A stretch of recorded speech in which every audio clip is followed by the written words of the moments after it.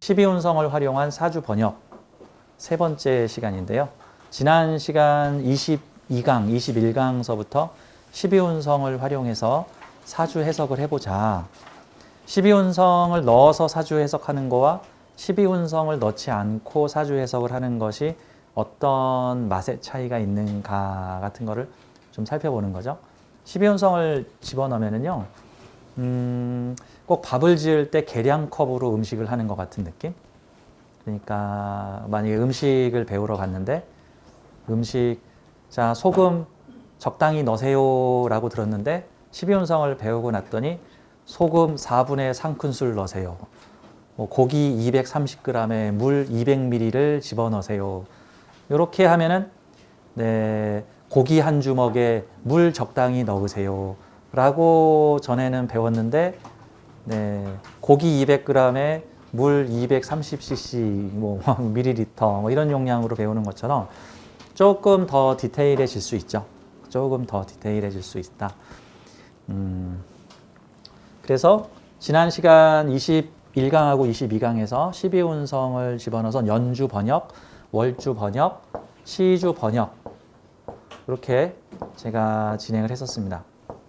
그래서 제가 이거를 기계 번역이다 라고 비유를 했습니다. 명리책에 기계 번역이라는 말은 없고요. 제가 편의상 만든 용어예요. 제가 강의하다가 편의상 만든 용어들이 좀 많아요. 이거 도대체 어떻게 하면 쉽게 설명할까? 근데 옛날 고서책에 있는 표현을 빌자면 나도 모르겠어요. 이게 뭔 소린지. 한자, 저도 예전에 사주 공부를 할 때 옆에 한자 옥편 갖다 놓고 이게 도대체 뭔 말이야? 한국말이야? 조선말이야? 중국말이야? 이러면서 공부를 했었는데 막상 뜻을 알고 나면 꼭 이걸 이렇게 어렵게 얘기해야 돼. 그냥 한글로 그냥 한마디만 얘기하면 되지. 그래. 책 쓰신 분 잘났어. 근데 다음엔 좀 한글로 써주셨으면 좋겠어. 이런 반감이 들더라고요. 한자에 대한 반감, 이런. 물론 한문을 잘 알고 계신 분들한테는 그 의미를 되게 함축적으로 표현할 수 있는 게 이 한자의 우수성이기도 한데, 뜻문자니까. 근데 이제 우리가 한자 세대가 아니잖아요. 한자 세대. 여러분들은 초등학교, 중학교 때는 한자 배웠겠다. 그렇죠? 요즘 학생들은 안 배우는 것 같은데. 자, 그래서 한자를 빼고 현대식 표현으로 하자 보니까 제가 그냥 용어를 좀 만들어서 하는 경우들이 있습니다. 그래서 사주 해석 3단계, 1단계는 사주 번역, 그냥 기계적으로 번역하기라고 제가 표현을 했고, 그렇게 기계적으로 번역된 자료들을 가지고 사주 해석하기, 그 다음에 해석된 내용을 가지고 의미와 활용하기라고 제가 이렇게 3단계로 이렇게 구분을 한다고 얘기를 했습니다. 근데 이 3단계 내용 중에서 1단계인 기계적 리딩, 즉 기계적 번역 단계에서는 보통은 주관성이 들어가지 않고 번역을 할 수 있죠. 번역을 할 수 있는데 2단계서부터는 주관성이 들어가요. 그렇죠? 해석하고 활용하는 단계에서 주관성이 들어가.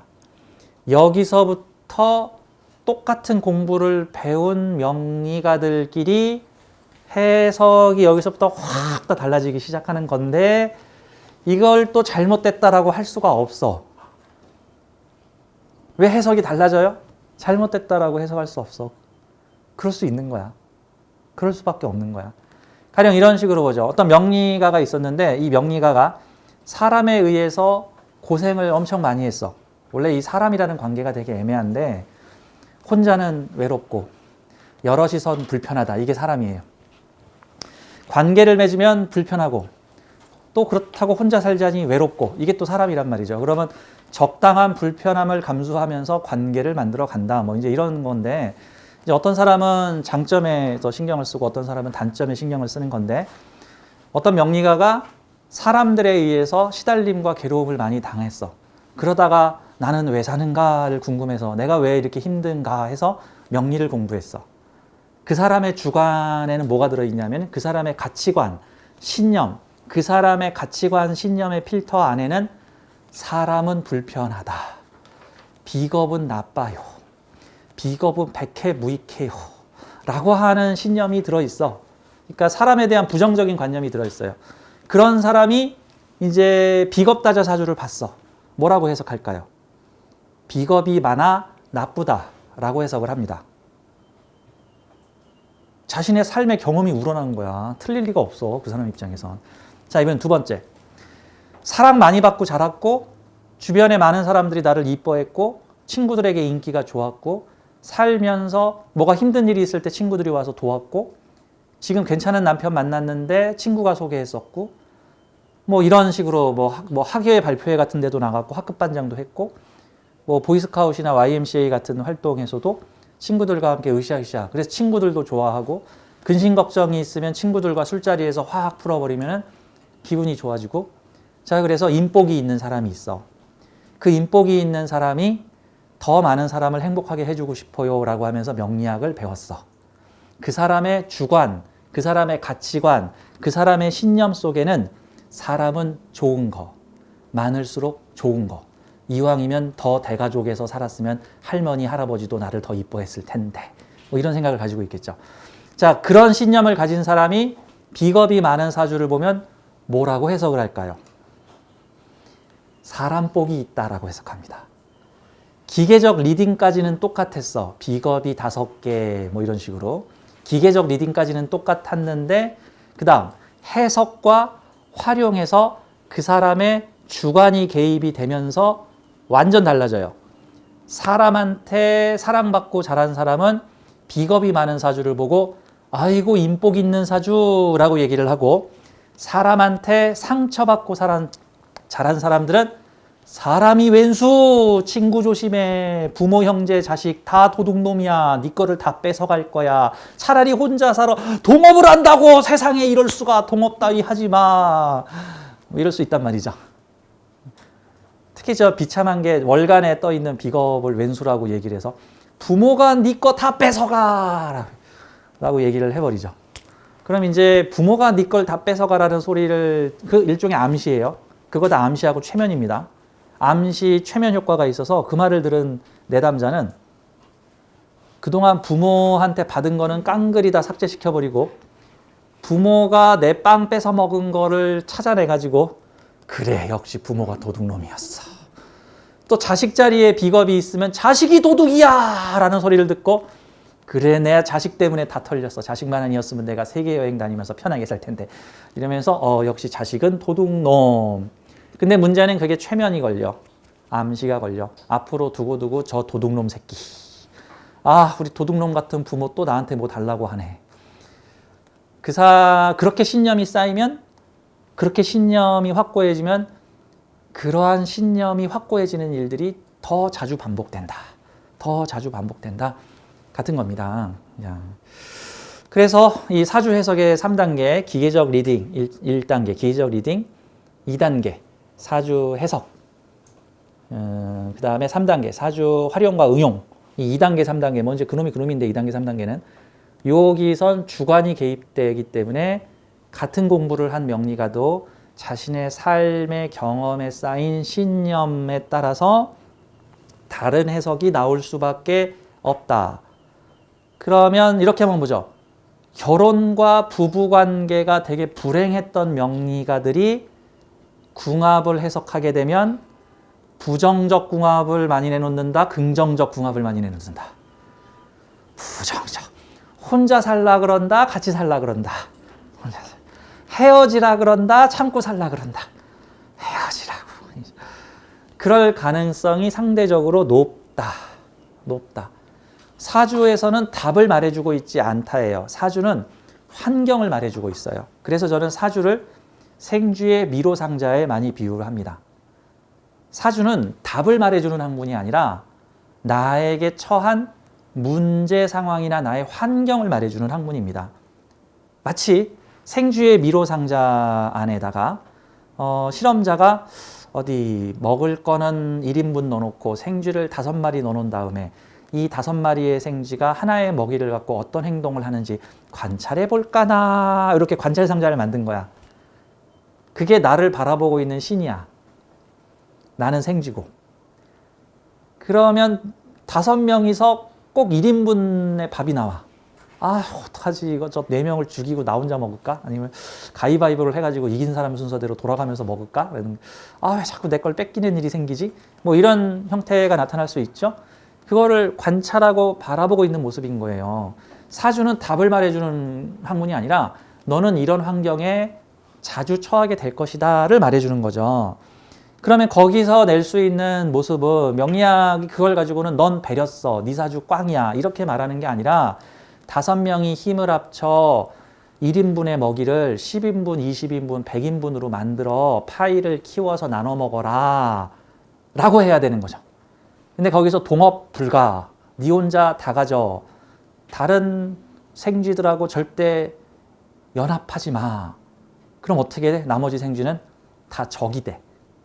칼부림 나 이제 거기서부터는. 칼부림. 나도 너희들 배려하지 않을 거야. 그럼 너희들도 나를 배려하지 않어. 그러면 5마리의 생쥐들이 피 튀기는 싸움을 하다가 한 마리 살아남았는데 걔도 시름시름 앓다 물려 상처가 악화돼 죽었네. 뭐 이런 환경 나올 수도 있는. 그러면은 그 생쥐의 실험 상자에서 실험을 하고 있는 신들은 뭘 보고 있을까? 식량 하나에 5마리의 생쥐를 넣어놓고 어떻게 지혜롭게 살아남는 생쥐군을 만들어내겠죠. 그런 생쥐 실험을 성공할 때까지 끝대 없이 만들어내겠죠. 30개, 100개, 2000개, 3000개의 실험 상자를 만들어서 3000개의 실험 상자를 만들었는데 그중에 5개의 실험 상자에서 생쥐들이 공생하여 먹을 것을 나누고 키워서 오히려 그 생쥐의 미로 상자에 먹을 것이 가득해졌더라. 그러면 어떻게 했어요? 실패한 생쥐들은 다 폐기 처분이고 성공한 생쥐의 미로 상자는 거기서 방법을 찾아가지고 다른 생쥐들한테 이제 주입하겠죠. 그 생활 방식을. 그런 식으로 해서 생쥐의 미로 상자는 진화한다. 우리의 우주는, 우리 인간은 다양한 삶의 실험 상자를 가지고 태어났고 이 실험 상자에서 어떤 포지션을 취하느냐에 따라서 신은 그것을 취합해서 후대에게 전달한다. 같은 거죠. 어떤 경우는 되게 지독한 실험 상자를 가지고 오신 분들도 있어요. 뭐 결혼했더니 남편이 술 먹고 개진상해. 뭐 시어머니는 그런 남편 싸고 돌면 나만 잘못했다고 하고 자식이 태어났는데 내 속을 박박 긁으며 직장 좀 다녀보려고 하니까 이 남편 놈의 새끼가 내 발목을 바로잡고 밥상을 엎어버리고 아침마다 된장국을 끓여오라고 지상을 부린. 보통 이런 환경에 처하게 되면은 이거는 정확히 말하면 나쁜 사주가 아니고 고난이도의 실험 상자에 내가 실험을 당하고 있구나. 이 환경을 어떻게 헤쳐나가야 할 것인가를 고민해 봐야 된다와 같은 거죠. 나한테 어려운 미션이 주어졌다라는 거죠. 제가 저녁 시간에 하는 그 실전 사주반에서 이 얘기를 자주 하는데 제가 낮 시간에도 좀 하자면은 이 명리학에서는 이런 개념이 좀 불분명한데 저는 명리학을 공부하고 연구를 하다 보니까 확실하게 이러한 개념이 있다. 어떤 개념이냐면요. 사주의 미션은 저는 사주를 미션의 개념으로 본다고 말씀을 드렸죠. 우리에게 주어진 미션 같은 거 이런 것들을 경험하고 체험해 보아라. 그래서 경험치를 얻어라. 우리는 죽을 때 돈을 싸들고 가는 게 아니라 죽을 때 경험치를 싸들고 갑니다. 돈은 다 내려놓고 갑니다. 그러니까 가장 장사 잘한 영혼들이 어떤 영혼들이냐면요. 가장 이익난 영혼들이 죽을 때 빈손으로 가는 영혼이 가장 수지타산이 잘 맞는 영혼이고 죽을 때 수십억 쟁겨놓고 죽은 영혼들이 제일 억울한 영혼들입니다. 돈 다 쓰고 죽어야지. 나 이 돈 다 쓸 때까지는 절대 죽을 수 없어. 이런 마음으로. 근데 사람들이 안 그래. 죽기 직전까지 돈을 모아. 아까워서 이 병원비 어떻게 나는 이럴 수도 있다. 물론 뭐 자식한테 그 돈이 가거나 하면 뭐 행복할 수도 있겠지만 어떤 면에서는 사주 미션에도 난이도가 있다. 그래서 사주 미션에 난이도가 있다. 쉬운 난이도, 적정한 난이도, 높은 난이도. 일반적으로 명리학에서 말하는 좋은 사주, 나쁜 사주라는 개념을 저는 그닥 동의하지 않아요.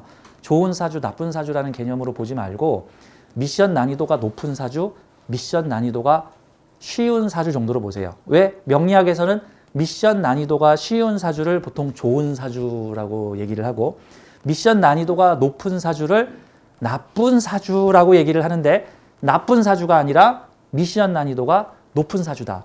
미션 난이도가 높은 사주는 성공시켰을 때 보상이 크다. 미션 난이도가 낮은 사주는 웬만한 영혼들이 다 무난하게 그 미션을 성공시킬 수 있으나 보상이 적다. 경험치가 적다. 미션 난이도가 높은 사주는 보상이 매우 높다. 보통 미션 난이도 높은 사주들이 대체로 사주가 한쪽으로 확 편중돼 있거나 이것저것 힘들게 일 시켜놓고 조우가 없거나 그죠? 뭐 나라를 구한 잔다르크인데 자긴 죽어 뭐 이런 거 자기는 이름 없는 용사인데 나라는 통일돼 뭐 이런 거 같은 거 이게 훌륭한 일을 했는데 자기는 드러나지 않는 거 뭐 이런 진짜 어려운 미션들이죠. 그러니까 미션 난이도의 개념으로 사주를 보자 좋다 나쁘다라는 개념으로 보지 말고 이게 좋다 나쁘다라는 개념과 관념 역시 분별이라고 하는 건데 지난 시간에도 잠깐 언급을 했지만 이 분별심이 강해지면 직관력이 약해져요. 제가 말씀드렸지만 기계적 리딩은 직관력 필요 없어. 사주 명리학은 70%의 기계적 리딩과 30%의 직관으로 완성이 된단 말입니다. 그러면 기계적 해석은 할 수 있어. 비겁다자고 정광격이고 정광격이니까 뭐 조직이 중요하고 격용신이 뭐 인성이 떴으니까 자격이 중요하고 이것까진 기계적 리딩이야. 그쵸? 기계적으로 풀 수 있어 우리가. 그리고 저하고 배우는 것도 기계적 리딩을 지금 배우고 있는 거예요. 근데 그렇게 해서 조건들이 쭉 나오고 난 다음에 그래서 어떻게 살아야 되는데 그래서 이걸 어떻게 봐야 되는데 라는 측면에서 아까도 말했지만 신념과 주관이 이제 개입이 돼서 사주 해석이 이제 막 10명이면 10가지, 100명이면 100가지로 이제 달라지게 된다. 자신의 삶의 경험을 토대로 남의 인생도 보기 때문에 그런 거예요. 근데 내가 살아온 삶하고 그 사람이 살아온 삶하고 다르잖아. 100% 매치시킬 수 없잖아. 그럼 우리가 할 수 있는 최대한의 일은 나의 신념을 반투명하게 만드는 거예요. 투명하게. 커피를 먹을 때 엄청 진한 에스프레소 커피를 먹는 사람이 있어. 에스프레소 커피와 과자를 같이 먹으면 그 과자가 무슨 맛인지 몰라. 그 과자가 엄청 단 과자인데도 에스프레소 커피를 먹으면서 과자를 먹으니까 안 달게 느껴져. 왜? 그 진한 에스프레소 때문에 다른 맛들이 왜곡되는 거죠. 근데 내가 만약에 진한 에스프레소 커피가 아니라 맹물을 먹었다. 그러면 단 과자를 먹으면 달게 느껴지고 짠 과자를 먹으면 짜게 느껴지고 뭐 매운 과자를 먹으면 맵게 느껴질 거야. 그쵸? 근데 내가 엄청나게 지독하게 진한 에스프레소를 탁 먹어버리면은 내가 지금 단맛을 먹었는지 짠맛을 먹었는지 매운맛을 먹었는지 전부 왜곡이 일어나 변형이 돼버린 거야. 내 신념이 너무 강하면 머리 검은 것들은 걷어서 키우면 안 돼. 인간이란 믿을 수 없는 놈들이야. 라는 신념을 가지고 있으면 세상이 다 왜곡돼. 전부 다 왜곡돼. 이게 되게 지독한 왜곡. 긍정적 왜곡이면 차라리 괜찮아. 긍정적 왜곡은 저는 미원이라고 표현해요. 미원. 여러분 웬만한 그 음식 실력 없어도 미원 넣으면 막 음식 맛있잖아. 긍정적 왜곡은 미원이야.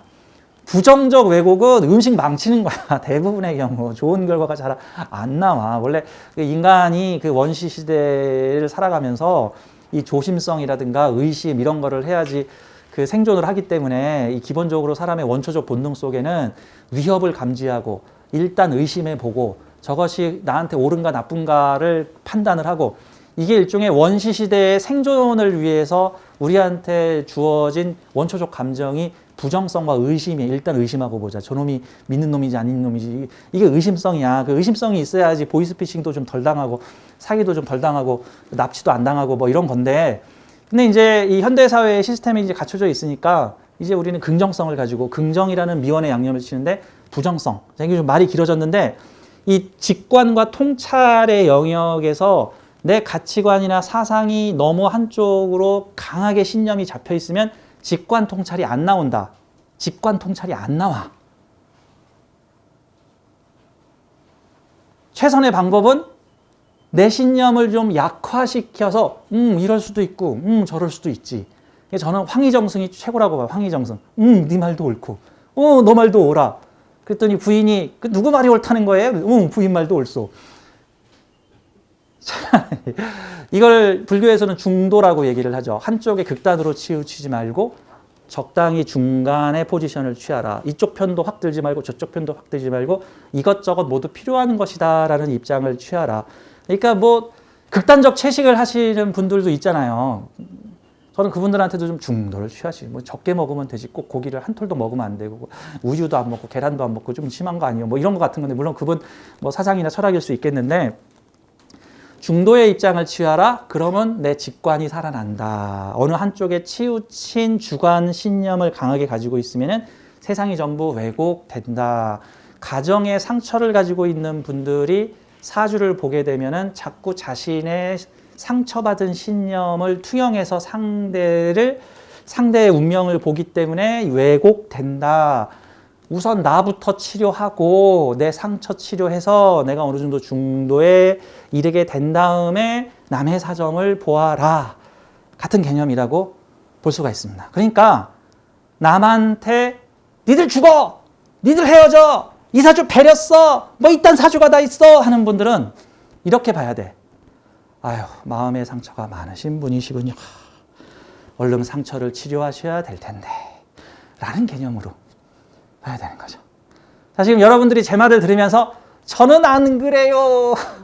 할 수 있는데, 이제 이 방송을 보시는 분이나 지금 우리 이 오프라인 강의실에 계신 분들도 나도 그럴 수 있겠구나. 혹시 나의 상처를 중도적으로 보라.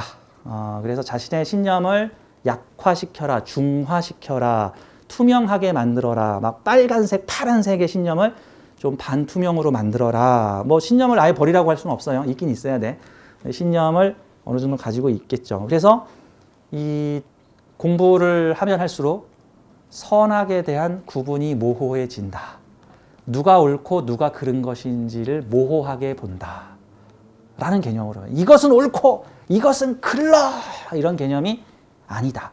이렇게 사는 인생도 의미 있고 저렇게 사는 인생도 의미 있고 이러한 삶의 체험도 의미 있고 저러한 삶의 체험도 의미 있다라고 봐야 돼요. 예전에 어떤 어머님하고 제가 상담을 하는데 우리 자식이 큰일 났어요. 자식이 큰일 났어요. 왜 큰일 났는데요? 그랬더니 세상에 우리 딸이 일본말을 배우겠대요. 근데 일본 나쁜 나라잖아요. 일본말을 배우면 어떻게 아니 일본이 나쁜 나라라는 거는 지금 어른들의 지금 어떤 가치관이나 그런 거지. 그 100년 전의 일 가지고 애들한테까지도 어른의 어떤 관념을 받아들이라고 하는 건 아이가 외국어를 공부한다 그러면 공부를 시키셔야지. 왜 일본어를 공부하냐고. 얘가 일본 노래만 들어요. 이거 외색에 젖어가지고 큰일 났어요. 이렇게 즐거워해야 되는 일 아닐까? 라는 저는 그런 생각이 드는데 이제 그분은 보니까 일본 나빠요. 중국 더 나빠요. 약간 이런 사고를 가지고 계시더라고요. 그래서 나는 BTS를 좋아한다. 근데 중국 사람들이 BTS가 빌보드 차트 1위 한 걸 가지고 비방 댓글을 날리고 있는데 우리도 중국 차트에 가서 악플을 달아야 된다. 막 이제 뭐 이런 식으로 과장돼서 얘기를 좀 하시길래 그런 거에 개념치 마십시오. 개념치 마십시오. 사실 그것도 어떤 면에서는 신념이죠. 너무 불필요하고 자질구레한 신념들은 만들지 마세요. 참고로 부정적 신념들도 다 버리세요. 부정적 신념들이 뭡니까? 4자 재수없다. 9자 재수없다. 666 재수없다. 택시 기사들이 아침에 안경 쓴 여자 첫 손님 타면 재수없다. 근데 이게 웃을 일이 아닌 게 사람들마다 다 그런 징크스들이 있어. 뭐 하면 재수없다. 뭐 하면 재수없다. 뭐 하면 재수없다. 꿈에 무슨 꿈을 꾸면 뭐 돼지 꿈을 꾸면 복권 당첨된다. 이것들 중에 징크스죠. 긍정적인 징크스는 괜찮아. 근데 부정적인 징크스들이 내 기운을 나쁘게 만드는 거기 때문에 그렇습니다. 자, 아무튼 우리 명리 공부하는 사람들 자신의 주관성을 객관화시켜라. 가급적이면 반투명하게 만들어서 통찰력, 직관력을 키워야 한다. 내 마음이 어느 신념으로 두껍게 쌓여 있을 때는 내 마음의 창을 통해서 세상을 보기 때문에 남의 사주도 내 사주도 내 마음의 창, 내 신념을 통해서 보기 때문에 왜곡된다. 투명하게 만들어라. 투명하게. 자, 오늘 강의가 지난 강의 소개하다가 좀 서두가 길었는데요. 기계적 리딩을 좀 더 해보겠습니다. 기계적 리딩을 하면서 기계적 리딩은 계산적으로 푸는 거예요. 사실 여러분들이 지금 명리 공부를 하는 것도 이 명리학의 장점이 기계적 리딩 부분이 많기 때문에 지금 여러분들이 명리학을 공부하시는 거다라는 저는 생각이 들어요. 기계적 리딩 없이 그냥 풀어내는 게 일종의 점이에요. 신기로 보는 거. 그래서 뭐 쌀점도 있고, 뭐 육효점도 있고, 뭐 오방기 꼽는 것도 있고, 이것도 다 동기감흥을 이용한 거죠. 근데 여러분들의 이성이가, 여러분들의 내 마음속의 이성이가, 야, 그건 좀 신뢰성이 떨어지는데? 뭔가 좀 사람의 운명이라는 게 뭔가 좀 복잡 단안한 방법으로 이렇게 풀이하는 거 아니겠어? 어떻게 깃발을 뽑고 쌀을 던지고, 어떻게 침을 퇴 해가지고 동쪽 남쪽 나오는 그런 걸 가지고 동전을 휙 던지고, 그런 걸로 어떻게 알 수 있겠어? 라고 여러분들의 이성이 태클을 건 거예요. 근데 이성이가 보니까 그래도 비교적 명리학은 상당히 복잡한 수련 과정과 몇 년간의 지단하는 공부를 통해서 답이 얻어지는 거 보니 명리학이 더 옳겠구나 라고 생각하는 건데, 사실 저는 이런 얘기를 좀 해드리고 싶어요. 이런 우화가 있습니다. 이 진리의 세계를 추구하는 사람들 사이에 이제 이 우화인데, 인도에서 진리를 추구하고자 하는 어떤 구도자가 스승을 찾아갑니다. 유명한 스승을 찾아갔는데 그 지역에 두 스승이 있어. 근데 한 명한테 찾아갔어.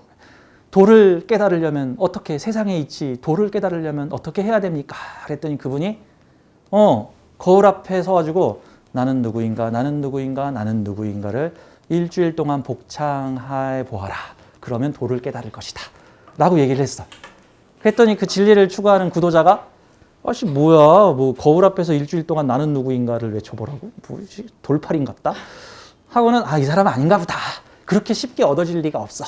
하면서 옆마을에 있는 다른 스승한테 찾아갔어. 그랬더니 옆마을의 스승이 도를 얻는 것은 정말로 어렵고 힘든 일이란다. 지금부터 내가 시키는 일을 10년 동안 완수하면 내가 너에게 도를 가르쳐주겠다 해서 3년 동안 물기로 오기, 3년 동안 외양간 똥 치우기, 3년 동안 장작 패기, 3년 동안 뭐하기 해가지고 10여 년 동안 갖은 노가다와 고생과 새벽 6시부터 일어나서 밤 12시까지 노가다를 찌면서 고행을 해가지고 10년째가 됐어. 스승님, 제가 10년 동안 너무너무 힘들게 고생을 했습니다. 저한테 진리를 알려주십시오. 그랬더니 그 스승이 이렇게 얘기를 해. 알겠다. 지금부터 진리를 배워보자. 지금부터 이 앞에 있는 거울 앞에서 나는 누구인가, 나는 누구인가, 나는 누구인가를 일주일 동안 외쳐보고 마음속으로 명상하여라. 어떤 생각이 들죠? 지금 뭐 하자는 겁니까? 그러면 10년 동안 나 노가다 뛴 거 뭡니까?